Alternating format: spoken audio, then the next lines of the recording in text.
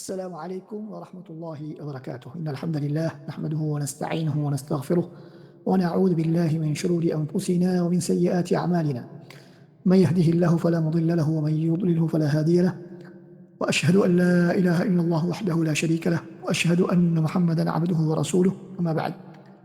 அன்பார்ந்த இஸ்லாமிய சகோதர சகோதரிகளே, ஹஜ் பற்றிய குர்ஆனிய சிந்தனைகள் தொடரில் 11வது வகுப்பில் உங்கள் அனைவரையும் சந்திப்பதில் பெருமகிழ்ச்சி அடைகின்றோம். இன்றைய வகுப்பிலே நாங்கள் சூரத்துல் பக்ராவின் 197வது வசனத்தை நாங்கள் பார்க்க இருக்கின்றோம். அல்லாஹ் சுப்ஹானஹு வ தஆலா ஹஜ் பற்றிய பல்வேறு விதமான சட்டதிட்டங்களை குறிப்பிட்டுவிட்டு ஹஜ்ஜினுடைய நேரத்தை பற்றி குறிப்பிடுகிறார், ஹஜ்ஜுடைய காலத்தை பற்றி குறிப்பிடுகிறார். என்ன சொல்கிறான்? அல் ஹஜ்ஜு அஷ்ஹுரும் மஅலூமாத்.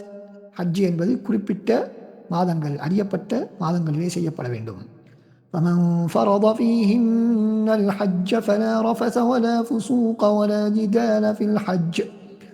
அதிலே யார் ஹஜ்ஜை கடமையாக்கிக் கொள்கின்றார்களோ அவர்கள் فلا رفث ولا فسوق ولا جدال في الحج, அவர்கள் உடலுறவு சம்பந்தமான செயற்பாடுகளிலோ அல்லது பேச்சுக்களிலோ அவர்கள் ஈடுபடக்கூடாது, பாவங்களில் ஈடுபடக்கூடாது, விவாதங்களில் அவர்கள் ஈடுபடக்கூடாது. وَمَا تَفْعَلُوا مِنْ خَيْرٍ يَعْلَمْهُ اللَّهُ. நீங்கள் செய்யக்கூடிய நலவான காரியங்கள் அனைத்தையும் அல்லாஹ் சுப்ஹானஹு வ தஆலா அறிகின்றான்.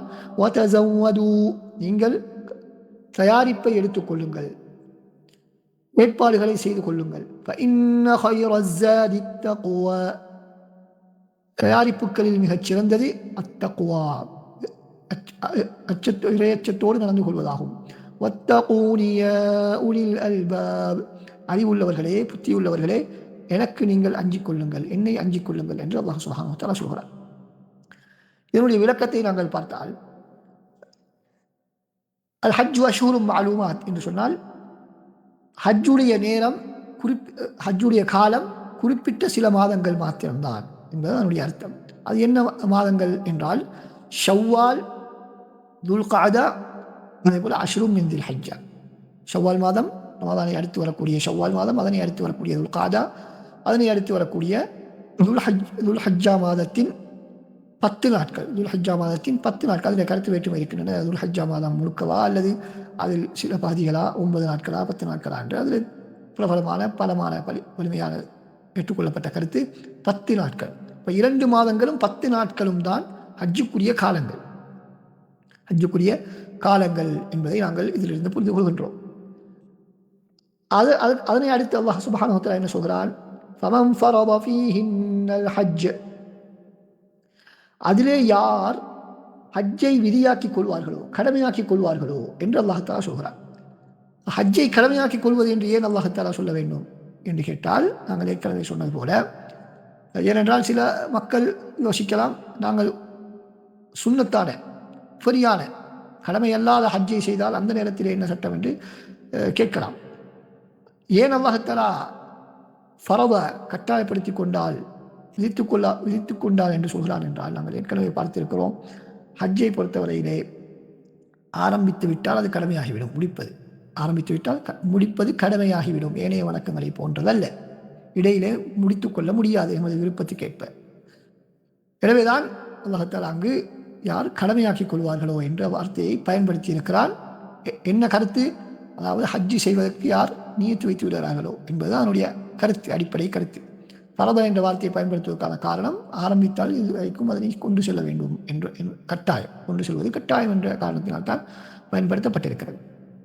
அவர்களுக்கு அல்லாஹ் தஆலா சொல்லக்கூடிய வழிகாட்டல், அறிவுரை என்ன? ஃபலா ரஃபஸ வலா ஃபுசூகா, அவர்கள் உடலுறவு சம்பந்தமான எந்த விதமான நடவடிக்கைகளிலும் ஈடுபடக்கூடாது. எந்த விதமான நடவடிக்கை, அதனுடைய முன்னேற்பாடுகளும் ஈடுபடக்கூடாது, அதிலும் ஈடுபடக்கூடாது.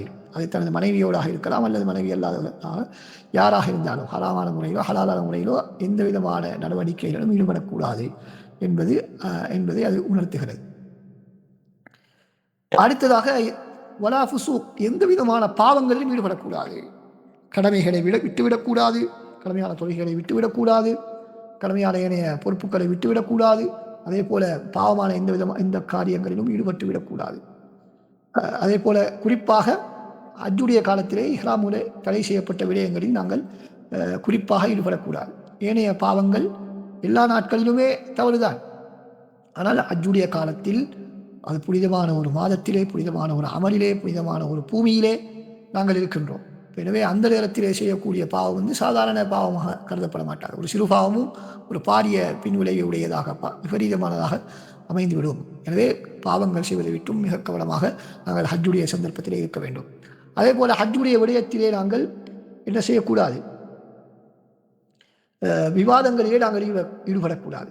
அதனால் வலா ஜிதால ஃபில் ஹஜ், ஹஜ்ஜுடைய விடயத்திலே விவாதங்களில் ஈடுபடக்கூடாது. ஹஜ் சம்பந்தமாக தேவையற்ற விவாதங்களில் நாங்கள் ஈடுபடக்கூடாது என்பதை எங்களுக்கு இந்த வழிகாட்டல் சொல்கிறது. ஆனால் தேவையான அளவு சட்டத்தை புரிந்து கொள்ளக்கூடிய விதத்திலே நாங்கள் விவாதத்தில் ஈடுபடலாமா என்று சொன்னால், சத்தியத்தை புரிந்து கொள்வதற்காக அது பிரச்சனை இல்லை. தவறான முறையிலே வேறு வேறு தவறான நோக்கங்களுக்காக நாங்கள் விவாதங்களில் ஈடுபடுவதுதான் இங்கு தடை செய்யப்பட்டிருக்கிறது. அபூ ஹுரைரா ரலியல்லாஹு அன்ஹு அறிவிக்கின்றார்கள், யார் அல்லாஹுக்காக வேண்டி ஹஜ்ஜு செய்வாரோ, அதிலே உடலுறவு சம்பந்தமான எந்த விதமான நடவடிக்கைகளும் ஈடுபடாமல், எந்த விதமான பாவங்களிலும் ஈடுபடாமல் யார் அல்லாஹுக்காக வேண்டி ஹஜ்ஜை செய்வார்களோ அவர் அன்று பிறந்த பாலகனை போல திரும்பி வருகிறார் என்பதாக சொல்கிறார்கள். இது புகாரி, முஸ்லிம் ஆகிய நூல்களே பதிவு செய்யப்பட்டிருக்கிறது இந்த ஹதீஸ். எனவே இங்கு சொல்லப்படக்கூடிய ஃபலா ரஃபஸ வலா ஃபுசூக இவற்றை எல்லாம் பேணி யார் ஹஜ்ஜை நிறைவேற்றுவார்களோ அவர்கள் அன்று பிறந்த பாலகனை போன்று எந்த விதமான பாவமும் இல்லாமல் திரும்பி வருகிறார் என்பதை இந்த ஹதீஸ் எங்களுக்கு தெளிவுபடுத்துகிறது. இந்த வசனத்துக்கு விளக்கமாக அமைந்திருக்கிறது. அடுத்ததாக அல்லாஹ் சுப்ஹானஹு வ தஆலா என்ன சொல்கிறான்? நீங்கள் செய்யக்கூடிய நலவான காரியங்கள் அனைத்தையும் அல்லாஹ் தஆலா அறிகின்றார். இந்த இந்த வார்த்தைக்கும் முன்னால் உள்ள வசனத்துக்கும் இடையில உள்ள சம்பந்தம் என்ன? முன்னால் உள்ள வாக்கியத்துக்கும் இந்த வாக்கியத்துக்கும் உள்ள சம்பந்தம் என்னவென்றால், ஆரம்ப பகுதியிலே, இந்த வசனத்தின் ஆரம்ப பகுதியிலே அல்லாஹ் தஆலா தீமையான காரியங்கள் எதிலும் ஈடுபட வேண்டாம் என்று எங்களை தடுத்துவிட்டு தற்பொழுது என்ன சொல்கிறார்? நல்ல விடயங்களை நீங்கள் செய்யுங்கள் என்று சொல்கிறார். தீமையான விடயங்களை இருந்து நீங்கள் தவிர்த்து கொண்டிருப்பது போல ஹஜ்ஜுடைய காலத்திலே நலவான காரியங்களை நீங்கள் செய்யுங்கள். அதனை அல்லாஹ் தஆலா அறிந்து இருக்கிறார். அல்லாஹ் தஆலா அறிந்து கொண்டுதான் இருக்கிறார் என்று எங்களுக்கு இந்த வசனம் நன்மையான காரியங்களை அதிகமாக செய்யுமாறு சொல்கிறார். அது மக்கள் எங்களை புகழ்ந்தாலோ புகழாவிட்டாலோ, மக்கள் அதனை கண்டாலும் காணாவிட்டாலும், எப்படியாக இருந்தாலும் நாங்கள் அந்த நன்மையான காரியங்களை நாங்கள் அல்லாஹ்வுக்காக வேண்டி செய்ய வேண்டும். ஏன்? யஅலமுல்லாஹ் என்று அல்லாஹ் தஆலா சொல்கிறார். நாங்கள் எந்த நலவான காரியங்கள் செய்தாலும் மக்கள் அதனை ஏற்றுக்கொண்டாலும் ஏற்றுக்கொள்ளாவிட்டாலும், அதனை அவர்கள் மதித்தாலும் மதிக்காவிட்டாலும், அதில் அவர்கள் குறை கண்டுபிடித்தாலும் இல்லாவிட்டாலும், நாங்கள் நன்மைக்காக வேண்டிய நன்மையை கருதி ஒரு நல்ல காரியத்தை செய்யும் பொழுது அல்லாஹ் தஆலா அதனை அறிந்திருக்கிறார். மக்கள் அறியாவிட்டாலும் அல்லது மக்கள் அறிந்தும் அதனை கணக்கெடுக்காவிட்டாலும் அல்லாஹ்விடத்தில் அது வீணாக போக மாட்டாது. எனவே எந்த ஒரு நலவான காரியமாக இருந்தாலும் அதனை செய்வதன் மூலமாக எனக்கு நற்பெயர் கிடைக்க மாட்டாது, இதை செய்வது மூலமாக எனக்கு என்ன பயன் என்றெல்லாம் யோசிக்காமல் நாங்கள் செய்துவிட வேண்டும். ஏன்? அல்லாஹ் தஆலாவிடத்தில் அது தவற மாட்டாது. அதுக்கான கூலியை நிச்சயமாக அல்லாஹ் தஆலா தந்துதான் ஆகுவான். அதே நேரத்தில் உமா தஃஅலு மின் கைரின், அப்படி என்றால் நீங்கள் எந்த நலவான காரியம் செய்தாலும், அதிகமாக செய்தாலும் குறைவாக செய்தாலும், எல்லாவற்றையும் அல்லாஹ் சுப்ஹானஹு வ தஆலா அறிந்திருக்கிறான். அதற்கு முழுமையான கூலியை அவன் தருவான் என்பதை நாங்கள் இதன் மூலமாக புரிந்து கொள்கிறோம். இப்போ எந்த ஒரு எங்களுக்கு தெரியும், சூரத்து ஸல்ஸலாவில் அல்லாஹ் தஆலா இதா ஸுல்ஸிலத்தில் அர்து ஸில்ஸாலஹா இந்த அத்தியாயத்தில் என்ன சொல்கிறானோ, ஃபமன் யஅமல் மிஸ்கால தர்ரத்தின் கைரன் யரா, யார் ஒரு நலவான காரியத்தை, சிறிய ஒரு நலவான காரியத்தை செய்தாலும் கூட அதனை மறுமை நாளிலே கண்டுகொள்வார். ஏன்? அல்லாஹ் அதனை அறிந்து பாதுகாத்து வைத்திருக்கிறான். அடுத்ததாக அல்லாஹ் தஆலா என்ன சொல்கிறான்? வதஸவ்வது ஃபஇன்ன கைரஸ் ஸாதி தக்வா, நீங்கள் பிரயாணத்துக்கான ஏற்பாடுகளை, ஹஜ்ஜுக்கான ஏற்பாடுகளை செய்து கொண்டு செல்லுங்கள், அதிலும் மிகச்சிறந்த ஏற்பாடு தக்வா என்பதாக சொல்கிறார். இந்த வசனம் இறங்குவதற்கான காரணம், சபபுன் நுசூல், பின்னணி என்ன?